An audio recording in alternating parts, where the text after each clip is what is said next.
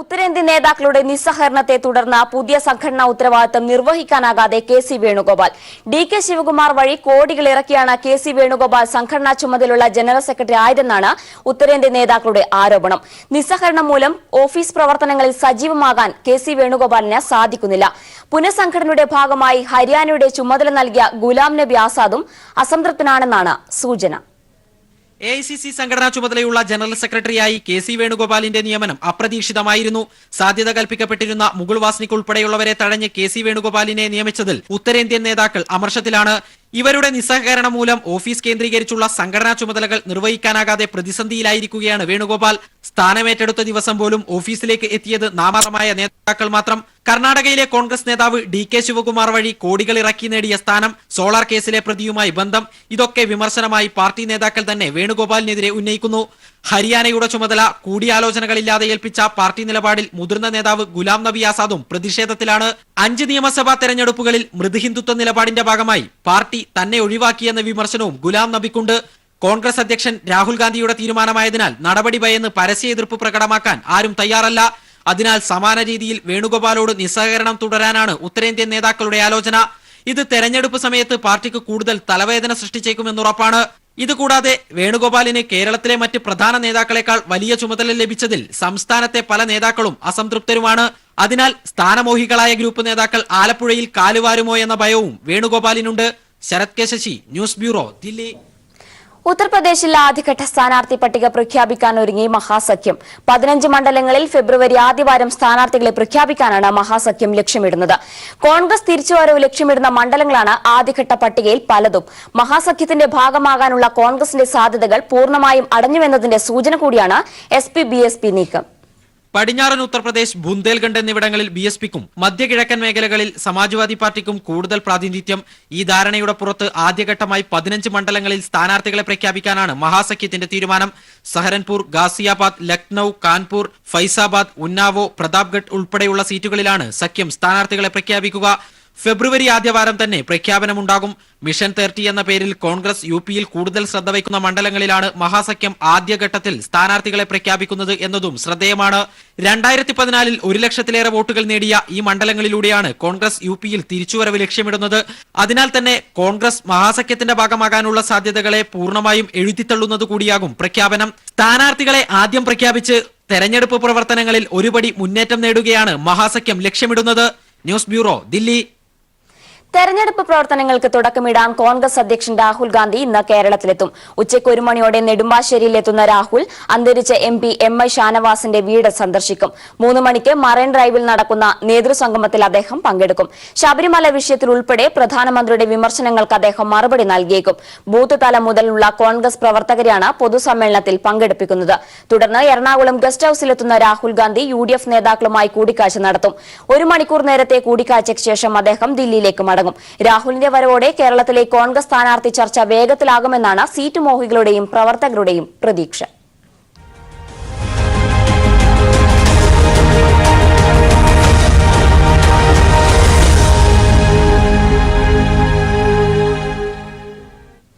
കേരള കോൺഗ്രസ് വിടാനൊരുങ്ങി PJ Joseph. Party vice chairman Jose K Mani നയിക്കുന്ന കേരള യാത്ര നടക്കുമ്പോൾ നാളെ തിരുവനന്തപുരത്ത് സമാന്തര പരിപാടി വിളിച്ചുകൂട്ടി PJ ജോസഫ്. ഗാന്ധി സ്റ്റഡി സെന്ററിന്റെ പേരിലാണ് പഴയ ജോസഫ് വിഭാഗത്തിന്റെ ഒത്തുചേരൽ. KM മാണി കേരള യാത്രയ്ക്ക് ശേഷം ജോസ് കെ മാണിയെ പാർട്ടി ചെയർമാനാക്കാൻ ഇരിക്കെയാണ് പാർട്ടി പിളർത്തി ജോസഫ് പുറത്തുവരാനൊരുങ്ങുന്നത്. വളരും തോറും പിളരുകയും പിളരും തോറും വളരുകയും ചെയ്യുന്ന കേരള കോൺഗ്രസ് പാർട്ടി വീണ്ടും ഒരു പിളർപ്പിന്റെ വഴിയിലേക്കാണ് തിരിയുന്നത്.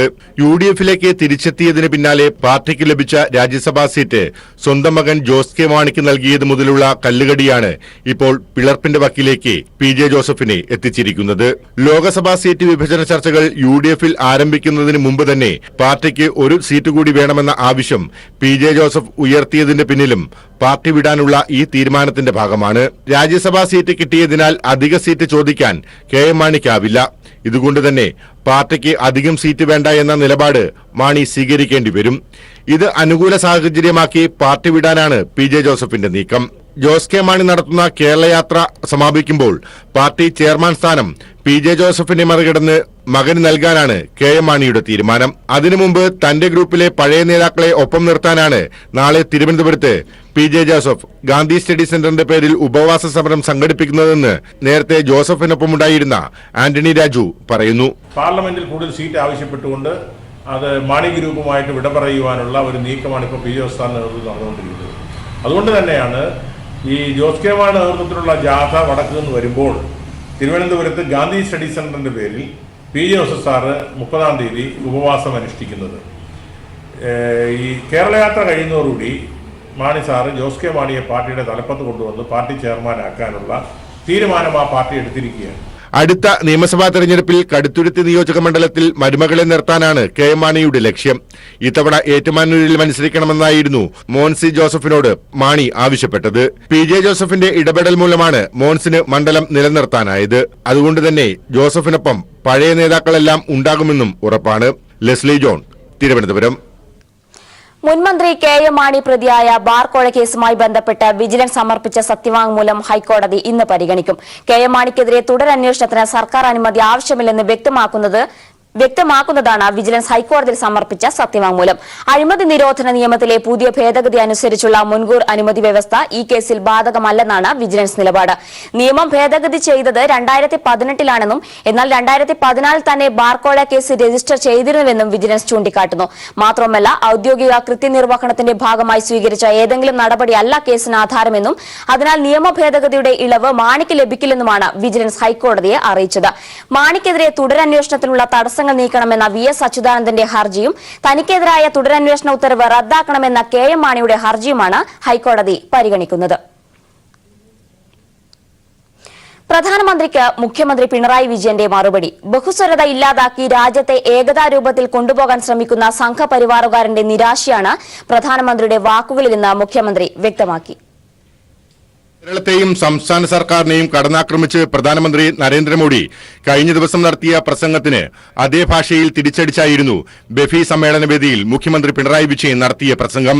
രാജ്യത്തിന്റെ ബഹുസ്വരതയെ ഇല്ലാതാക്കി ഏകതാരൂപത്തിലാക്കാൻ ശ്രമിക്കുന്ന സംഘപരിവാറിനും BJPക്കും കേരളത്തെ കാണുമ്പോൾ അസ്വസ്ഥതയുണ്ടാകുമെന്ന് മുഖ്യമന്ത്രി എടുത്തു പറഞ്ഞായിരുന്നു പ്രധാനമന്ത്രിക്കെതിരെയുള്ള തന്റെ കടന്നാക്രമണം ആരംഭിച്ചത്.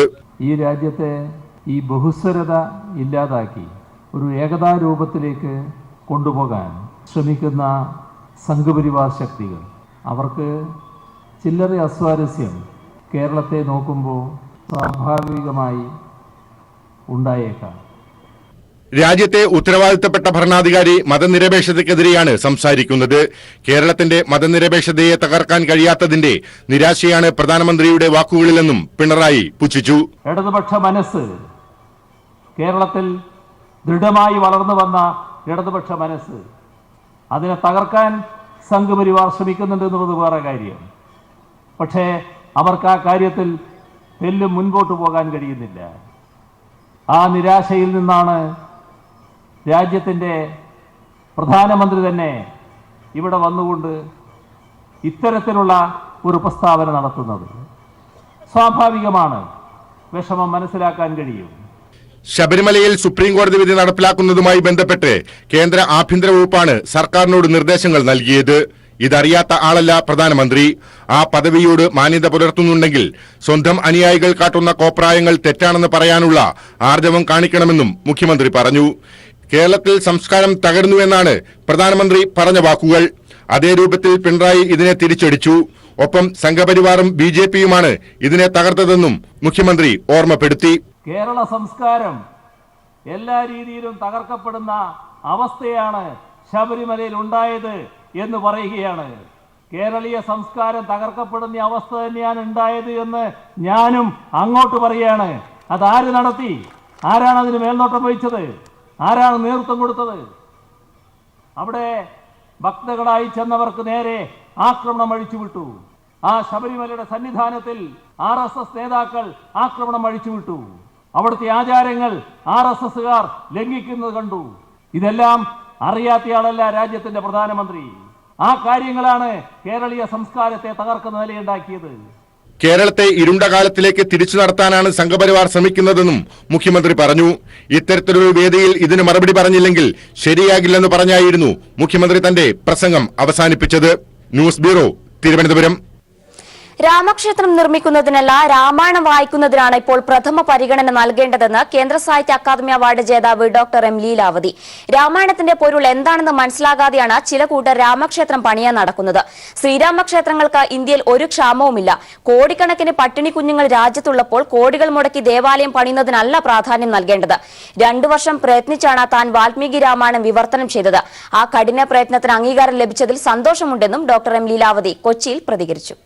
ശ്രീരാമന് ഒരു ക്ഷേത്രം പണിയാൻ വേണ്ടി ആളുകൾ കടന്നു ബുദ്ധിമുട്ടുന്നത് കാണുമ്പോൾ എനിക്ക് തോന്നുന്നത് ക്ഷേത്രം പണിയുന്നതിന് വേറെ ആളുകൾ രാമായണം വായിച്ചാൽ നന്നായിരുന്നു എന്നാണ്. നമ്മുടെ നാട്ടിൽ പൊരുൾ എന്താണെന്ന് അറിയാൻ ഉള്ള ശ്രമമല്ല. ഇങ്ങനെ ശ്രീരാമന് ക്ഷേത്രത്തിന് വല്ല ക്ഷാമമുണ്ടോ ഇന്ത്യയിൽ? പുതുതായിട്ടൊരു ക്ഷേത്രം പണിച്ച് എത്രയോ വലിയ തുക ചിലവാക്കിയിട്ട് പട്ടിണി കുഞ്ഞുങ്ങൾ, കോടിക്കണക്കിന് പട്ടിണി കുഞ്ഞുങ്ങളുള്ള നാട്ടിൽ ഒരു ദേവാലയം പണിയുന്നതിനാണ് കൂടുതൽ പ്രാധാന്യം എന്നുള്ള ആ ഒരു സമീപന രീതി രാമായണം വിവർത്തനം ചെയ്തിട്ടും എനിക്കില്ല. ഇടവേള. മുൻ കേന്ദ്രമന്ത്രിയും BJP നേതാവുമായ ജോർജ് ഫെർണാണ്ടസ് അന്തരിച്ചു. വാർദ്ധക്യ സഹജമായ അസുഖത്തെ തുടർന്നാണ് അദ്ദേഹത്തിന്റെ മരണം. ഇപ്പോൾ വിവരങ്ങളുമായി ദില്ലിയിൽ നിന്നും സന്തോഷ് ശരിയാണ്. സന്തോഷ്, എപ്പോഴായിരുന്നു അദ്ദേഹത്തിന്റെ മരണം സംഭവിച്ചത്? എന്തൊക്കെയാണ് വിവരങ്ങൾ? ഇന്ന് പുലർച്ചയോട് കൂടിയാണ് ജോർജ് ഫെർണാണ്ടസ് അന്തരിച്ചത്. അദ്ദേഹത്തിന് 88 വയസ്സായിരുന്നു. അൾഷിമേഴ്സ് രോഗബാധിതനായിരുന്നു. അതുകൊണ്ട് തന്നെ അവസാന കാലത്ത് ആരെയും തിരിച്ചറിയാൻ കഴിയാത്ത ഒരു അവസ്ഥയിലായിരുന്നു അദ്ദേഹം. അദ്ദേഹത്തിന്റെ ഭാര്യയും മക്കളും അദ്ദേഹത്തെ മറ്റൊരു സ്ഥലത്തേക്ക് മാറ്റുകയും ചെയ്തു. അങ്ങനെ പൂർണ്ണമായും രാഷ്ട്രീയത്തിൽ നിന്ന് മാറി നിൽക്കേണ്ട ഒരു അവസ്ഥയിലായിരുന്നു ജോർജ് ഫെർണാണ്ടസ്. എന്തായാലും BJP നേതാക്കൾക്കിടയിലെ സോഷ്യലിസ്റ്റ് ആയിട്ടാണ് ജോർജ് ഫെർണാണ്ടസ് അറിയപ്പെടുന്നത്. VP സിംഗ് മന്ത്രിസഭയിൽ റെയിൽവേ മന്ത്രിയായിരുന്നു. വാജ്പേയി മന്ത്രിസഭയിൽ പ്രതിരോധ വകുപ്പ് വരെ കൈകാര്യം ചെയ്തിരുന്നു. ആ തലമുറയിൽ തന്നെ ഏറ്റവും തലയെടുപ്പുള്ള നേതാവാണ് ജോർജ് ഫെർണാണ്ടസ്. പലപ്പോഴും പല രാഷ്ട്രീയ പാർട്ടികളും തമ്മിലുള്ള തർക്കങ്ങൾ പോലും പരിഹരിക്കാൻ ജോർജ് ഫെർണാണ്ടസിനായിട്ടുണ്ട്. എല്ലാ രാഷ്ട്രീയ പാർട്ടികൾക്കിടയിലും വലിയ സ്വാധീനവും ബന്ധവും സൃഷ്ടിക്കാൻ കഴിഞ്ഞ ഒരു നേതാവ് കൂടിയാണ് ജോർജ് ഫെർണാണ്ടസ്. ജീന. സന്തോഷ്, ഇന്ത്യയിൽ അറിയപ്പെടുന്ന രാഷ്ട്രീയ പ്രവർത്തകനും പത്രപ്രവർത്തകനും കൂടിയായിരുന്നു അദ്ദേഹം. ആ ഒരു രീതിയിലേക്ക് അദ്ദേഹത്തിന്റെ പ്രവർത്തനം വിലയിരുത്തുമ്പോൾ തീർച്ചയായും അദ്ദേഹം തന്റെ രാഷ്ട്രീയ ജീവിതം ആരംഭിക്കുന്നതിന് മുമ്പ് മാധ്യമ പ്രവർത്തകനായിരുന്നു.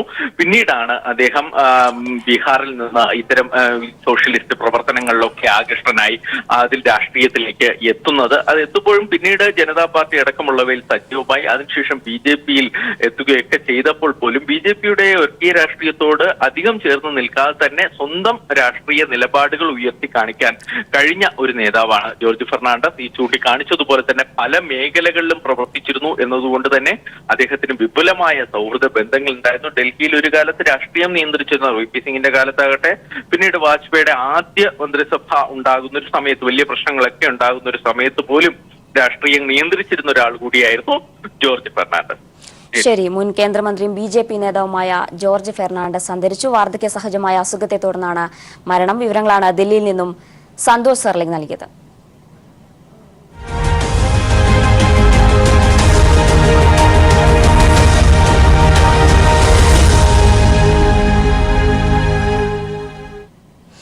സംസ്ഥാനത്ത് തോട്ടം മേഖല തിരിച്ചുവരവിന്റെ പാതയിലാണ്. പ്രളയവും ഉൽപ്പന്നങ്ങളുടെ വില തകർച്ചയുമെല്ലാം 10,000-കണക്കിന് തൊഴിലാളികൾ ജോലി ചെയ്യുന്ന ചെറുതും വലുതുമായ തോട്ടങ്ങളെ പ്രതികൂലമായി ബാധിച്ചിരുന്നു. മേഖലയിൽ സർക്കാർ വരുത്തിയ പരിഷ്കാരങ്ങൾക്കൊപ്പം പുതിയ പ്രഖ്യാപനങ്ങളാണ് തോട്ടം മേഖല ബജറ്റിൽ പ്രതീക്ഷിക്കുന്നത്. സംസ്ഥാനത്തിന്റെ സാമൂഹ്യ സാമ്പത്തിക സ്ഥിതിയിൽ പ്രഥമ സ്ഥാനമുണ്ട് തോട്ടം മേഖലയ്ക്ക്. അതിനാൽ തന്നെ സംസ്ഥാന സർക്കാർ പ്രാധാന്യത്തോടെയാണ് മേഖലയെ പരിഗണിച്ചത്. വിലത്തകർച്ചയും മറ്റ് പ്രതികൂല സാഹചര്യങ്ങളും പ്രതിസന്ധിയിലാക്കിയ തോട്ടം മേഖലയ്ക്കായി സർക്കാർ കൈക്കൊണ്ട തീരുമാനങ്ങൾ മേഖലയ്ക്ക് പുതുജീവൻ നൽകി. കാർഷികാദായ നികുതി ഈടാക്കുന്നതിൽ നിന്ന് തോട്ടങ്ങളെ മാറ്റി നിർത്തിയതായിരുന്നു പ്രധാന തീരുമാനം. പ്ലാന്റേഷൻ ടാക്സ് ഒഴിവാക്കി. തൊഴിലാളികളുടെ ലയങ്ങളുടെ കെട്ടിട നികുതി ഒഴിവാക്കുകയും തോട്ടമുടമകളും സർക്കാരും തുല്യ പങ്കാളിത്തത്തോടെ തൊഴിലാളികൾക്കായുള്ള പാർപ്പിട പദ്ധതി നടപ്പാക്കുവാനും തീരുമാനിച്ചു. ഇത് ലൈഫ് പദ്ധതിയിൽ ഉൾപ്പെടുത്തുവാനാണ് തീരുമാനം. വേതനം കാലോചിതമായി പരിഷ്കരിക്കുന്നതിനും ESI പദ്ധതിയിൽ തൊഴിലാളികളെ ഉൾപ്പെടുത്തുവാനുമുള്ള നടപടികളും നടന്നുവരുന്നു. സംസ്ഥാന സർക്കാരിന്റെ പ്ലാന്റേഷൻ പോളിസി കൂടി നടപ്പിലാവുന്നതോടെ മേഖല അഭിമുഖീകരിക്കുന്ന പ്രശ്നങ്ങൾക്ക് പൂർണ്ണ പരിഹാരമാവുമെന്നാണ് പ്രതീക്ഷ. അപ്പോൾ തോട്ടം മേഖലയിൽ എടുത്ത് പരിശോധിച്ചാൽ നമുക്ക് കാണാം, ഈ ഗവൺമെന്റ് വന്നതിന് ശേഷമുള്ള ഒരു അന്തരീക്ഷം എന്ന് പറയുന്നത് വളരെ കൃത്യമായ നല്ല ഒരു സമാധാന അന്തരീക്ഷത്തിലാണ് തോട്ടം മേഖലയിലെ തൊഴിലാളികൾ ഇന്ന് ജോലി ചെയ്യുന്നത്. ഒരു സ്ഥിരതയുണ്ടാകും ഈ മേഖലയ്ക്ക് എന്ന ഒരു ബോധം ഉണ്ടാക്കിയെടുക്കാൻ ഗവൺമെന്റ് പ്രവർത്തനങ്ങൾ വളരെയേറെ സഹായിച്ചിട്ടുണ്ട്. വയനാട് പ്രിയദർശിനി എസ്റ്റേറ്റിലെ പുതുമാതൃക മേഖലയോടുള്ള സർക്കാർ സമീപനത്തിന്റെ ഉദാഹരണമാണ്. ലയങ്ങളിലെ ദുരിത ജീവിതം വിട്ട് തൊഴിലാളികൾ പുതിയ വീടുകളിലേക്ക് മാറി. ആദ്യഘട്ടത്തിൽ 41 രണ്ടാം ഘട്ടത്തിൽ 48 വീടുകളും ഇവിടെ സർക്കാർ നിർമ്മിച്ചു നൽകി. ഇത്തരം പ്രവർത്തനങ്ങൾക്ക് കൂടുതൽ മുൻഗണന നൽകിയുള്ള ബജറ്റാണ് വയനാട് പ്രതീക്ഷിക്കുന്നത്. News bureau, Wayanad. ഭൂരഹിതർക്കും അർഹരായവർക്കും പരമാവധി വേഗത്തിൽ പട്ടയം ലഭ്യമാക്കുകയാണ് LDF സർക്കാർ. 5 വർഷം കൊണ്ട് UDF സർക്കാർ നൽകിയതിലേറെ പട്ടയങ്ങളാണ് LDF സർക്കാർ 2.5 വർഷത്തിനിടയിൽ അനുവദിച്ചത്. ഈ വർഷത്തെ ബഡ്ജറ്റിൽ പട്ടയ വിതരണം കൂടുതൽ ത്വരിതപ്പെടുത്തുന്നതിനുള്ള നിർദ്ദേശങ്ങൾ ഉണ്ടാകുമെന്ന പ്രതീക്ഷയിലാണ് ജനങ്ങൾ. ഭൂരഹിതരില്ലാത്ത കേരളം പദ്ധതിയിൽ UDF സർക്കാരിന്റെ കാലത്ത് വിതരണം ചെയ്ത പട്ടയങ്ങളിൽ ഭൂരിഭാഗവും ഭൂരഹിതർക്ക് പ്രയോജനപ്പെട്ടില്ല. ഉപയോഗശൂന്യമായ ഭൂമി വിതരണം ചെയ്തതിനാലാണിത്. 39,788 സീറോ ലാൻഡ്ലെസ് പട്ടയങ്ങളാണ് UDF സർക്കാർ വിതരണം ചെയ്തത്. ലാൻഡ് ട്രിബ്യൂണലുകൾ മുഖേന UDF സർക്കാർ 5 വർഷം കൊണ്ട് നൽകിയത് 89,884 പട്ടയങ്ങൾ. എന്നാൽ 2.5 വർഷത്തിനുള്ളിൽ LDF സർക്കാർ നൽകിയതാകട്ടെ 1,02,681 പട്ടയങ്ങളും. 5 വർഷത്തെ കാലാവധി പൂർത്തിയാക്കുമ്പോൾ ഇത് ഇരട്ടിയിലേറെയാകും. കൂടുതൽ പട്ടയം നൽകിയത് തൃശൂർ ജില്ലയിൽ 30,123, കുറവ് പത്തനംതിട്ടയിലും 205. ഇടുക്കിയിൽ 2.5 വർഷം കൊണ്ട് LDF സർക്കാർ 20,354 പട്ടയങ്ങൾ നൽകി. എന്നാൽ 5 വർഷം കൊണ്ട് UDF സർക്കാർ നൽകിയതാകട്ടെ 23,142 പട്ടയങ്ങളും. മാനദണ്ഡങ്ങൾക്ക് വിധേയമായി അർഹതയുള്ളവർക്ക് പരമാവധി പട്ടയങ്ങൾ വേഗത്തിൽ നൽകുകയാണ് സർക്കാർ നയമെന്ന് റവന്യൂ മന്ത്രി E. ചന്ദ്രശേഖരൻ വ്യക്തമാക്കിയിട്ടുണ്ട്. ഈ സർക്കാരിന്റെ സമീപനം, സർക്കാരിന്റെ നയം ഭൂരഹിതരായ മുഴുവൻ ആളുകൾക്കും ഭൂമി കൊടുക്കുക എന്നതാണ്. കൈവശമിരിക്കുന്ന ഭൂമിയുടെ രേഖ ലഭ്യമാക്കുക എന്നതാണ്. ഇത് ഒരു വലിയ ഔദാര്യത്തിന്റെ കാര്യമല്ല, ഒരുപാട് വർഷങ്ങളായി ലഭിക്കേണ്ടതാണ്. കേരളത്തിന്റെ ചരിത്രത്തോളം വലുതാണ് നമ്മുടെ കേരളത്തിന്റെ ഭൂമിയുടെ ഉടമസ്ഥാവകാശത്തിന് വേണ്ടിയുള്ള ജനങ്ങളുടെ ആവശ്യങ്ങളും അതുമായി ബന്ധപ്പെട്ട കേസുകളും നൂലാമാലകളും എല്ലാം. പട്ടയ വിതരണം ത്വരിതപ്പെടുത്തുവാൻ LDF സർക്കാർ 17 ലാൻഡ് ട്രിബ്യൂണലുകളും 29 സ്പെഷ്യൽ ട്രിബ്യൂണലുകളും ആരംഭിച്ചു. 1964 ഉപാധിരഹിത പട്ടയ വിതരണ ചട്ടങ്ങളിൽ ഇളവുകളും വരുത്തി. വില്ലേജ് ഓഫീസർമാർക്കും ലാൻഡ് ബോർഡ് സെക്രട്ടറിക്കും കൂടുതൽ അധികാരങ്ങളും നൽകി. പട്ടയങ്ങൾ പണയപ്പെടുത്തുന്നതിനും കൈമാറ്റം ചെയ്യുന്നതിനും നിലവിലുള്ള നിയമത്തിൽ കാലോചിതമായ പരിഷ്കാരങ്ങളും വരുത്തി. ഈ വർഷത്തെ ബഡ്ജറ്റിൽ പട്ടയം വിതരണം ത്വരിതപ്പെടുത്തുന്നതിനുള്ള കൂടുതൽ പ്രഖ്യാപനങ്ങൾ ജനങ്ങൾ പ്രതീക്ഷിക്കുകയാണ്. ഭൂരഹിതരായ പാവങ്ങൾക്ക് ഭൂമിയും അർഹരായ കർഷകർക്ക് അവരുടെ കൈവശ ഭൂമിക്ക് പട്ടയവും നൽകുക എന്നത് LDF സർക്കാരിന്റെ പ്രഖ്യാപിത നയമാണ്. ഇതിനകം ആയിരക്കണക്കിന് ആളുകൾക്ക് പട്ടയം നൽകിക്കഴിഞ്ഞു. കൂടുതൽ ആളുകൾക്ക് പട്ടയം ലഭ്യമാക്കുന്നതിനുള്ള നിർദ്ദേശങ്ങൾ വരുന്ന ബഡ്ജറ്റ് പ്രസംഗത്തിലും ഉണ്ടാകുമെന്ന പ്രതീക്ഷയാണ് ജനങ്ങൾക്കുള്ളത്. ക്യാമറാമാൻ ഷൈജു പിലാത്രയ്ക്കൊപ്പം സണ്ണി ജോസഫ്. കേബിൾ TV രംഗത്ത് ട്രായ് നടപ്പാക്കാൻ പോകുന്ന പുതിയ താരിഫ് ഓർഡർ ഉപഭോക്താക്കൾക്ക് അധിക സാമ്പത്തിക ബാധ്യത വരുത്തുമെന്ന് കേബിൾ TV ഓപ്പറേറ്റർമാർ.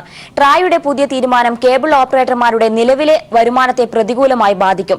ഈ രംഗത്ത് ഉപജീവനം നടത്തുന്ന ലക്ഷങ്ങളെ ബാധിക്കുന്ന ഈ തീരുമാനത്തിനെതിരെ പ്രതിഷേധം കൂടുതൽ ശക്തമാവുകയാണ്.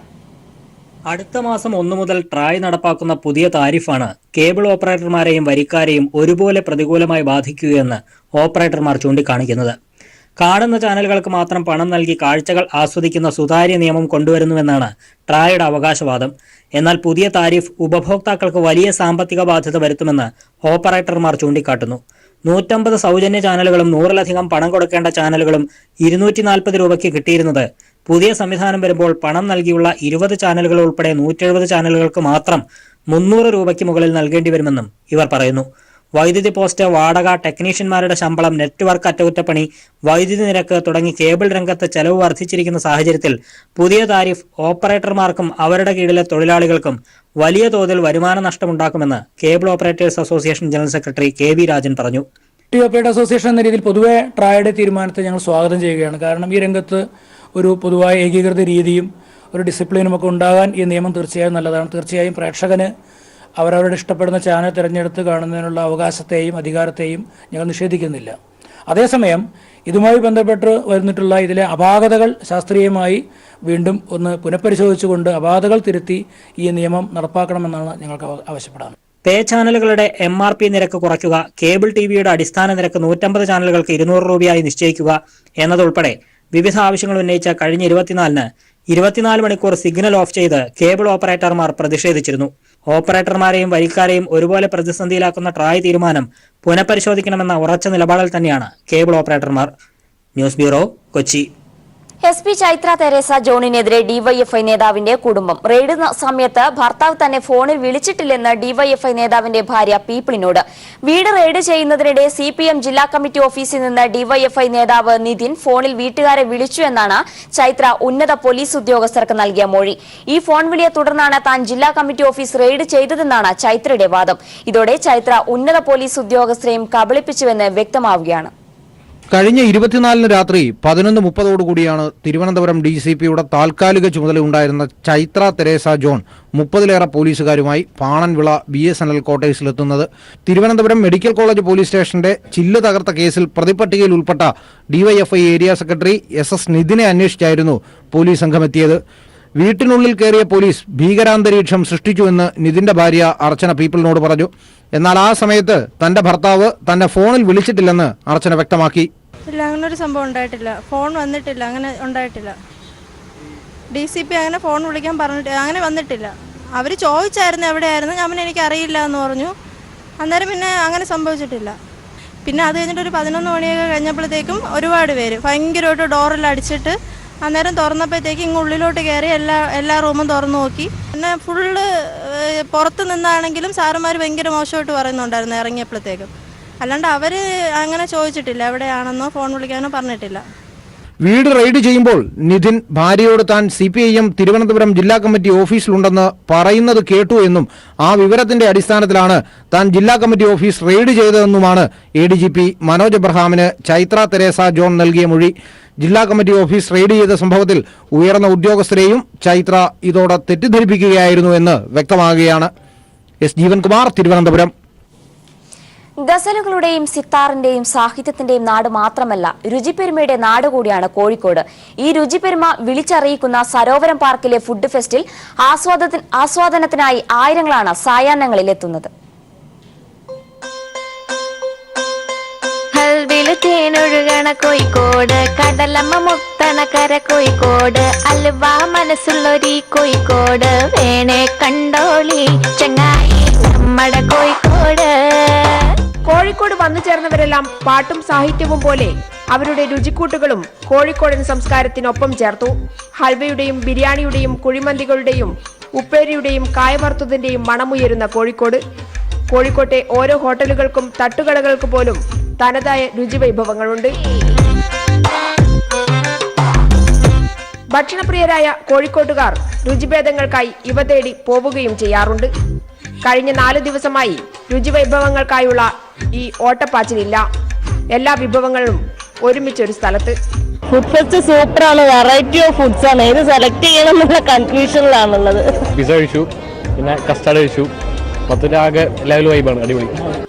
ഹോട്ടൽ ആൻഡ് റെസ്റ്റോറന്റ് അസോസിയേഷൻ സംസ്ഥാന സമ്മേളനത്തിന്റെ ഭാഗമായി ഒരുക്കിയ ഫുഡ് ഫെസ്റ്റിൽ ജില്ലയിലെ 76 സ്റ്റാളുകളിലായി 62 ഹോട്ടലുകളാണ് വിഭവങ്ങളുമായി സരോവരം പാർക്കിൽ ആളുകളെ വരവേൽക്കുന്നത്.